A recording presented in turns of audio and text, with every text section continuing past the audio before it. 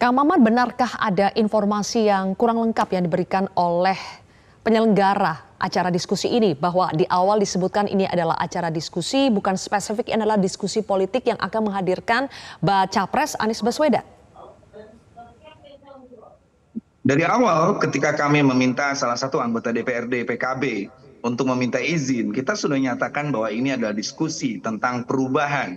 Dan kami menyatakan bahwa perubahan ini nanti siapapun narasumbernya termasuk Mas Anies, itu tentu punya hak untuk terus digelar diskusi ini. Jadi tidak ada alasan atau dianggap tidak sempurna karena di samping kami menyatakan dengan prosedural yang resmi lewat surat dan lewat telepon, kami pun melakukan semacam di media-media sosial termasuk juga kita memberikan informasi secara personal tentang diskusi-diskusi ini, sesuatu yang tidak perlu ditakutkan oleh siapapun, diskusi yang normal, diskusi yang penting bagi Indonesia ke depan.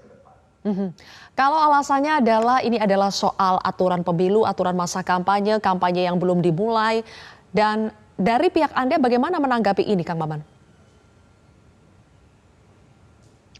Ya, ini justru karena belum kampanye, kita kan nggak kampanye, kita kan diskusi. Hari ini kita perlu melakukan edukasi di tengah masyarakat tentang arti sebuah perubahan, tentang seorang pemimpin. Kita tidak mau memilih seperti memilih kucing dalam karung.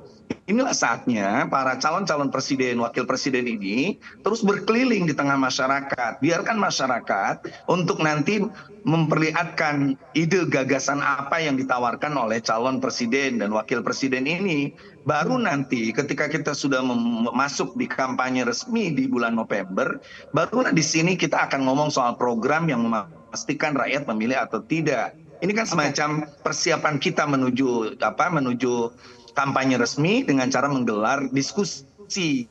Jadi jangan ada upaya alasan administratif yang normatif. Kita butuh demokrasi yang sehat. Dan juga kenapa harus last minute penyegelannya seperti yang terjadi ketika Mas Anies bikin acara senam di Bekasi, tiba-tiba langsung tidak diberi izin.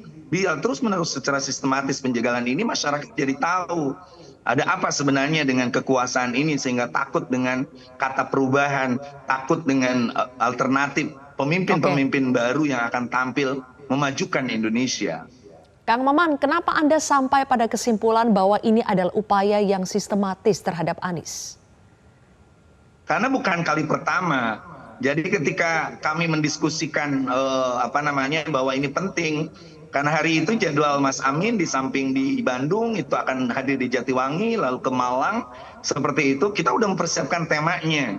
Kita tidak ingin calon presiden datang cuma jalan-jalan, cuma senam, cuma hadir ini, tetapi lebih kepada itu ada semacam dialog dengan masyarakat, terutama kelompok-kelompok yang menginginkan perubahan, kelompok-kelompok milenial dan relawan, sehingga ketika terus-menerus upaya penjagalan Rasma Anies di Bekasi, di Aceh, di Riau, di mana di beberapa tempat itu kami melihat oh ini sistematis banget gitu ya. Padahal seperti yang Anda katakan Presiden Jokowi, kita harus memulai pola demokrasi yang terbuka, mencerahkan, menggembirakan, bukan lalu jadi menakut-nakuti seolah-olah tidak boleh ada suara lain yang lantang menyuarakan tentang pentingnya sebuah perubahan, keadilan, dan kesejahteraan.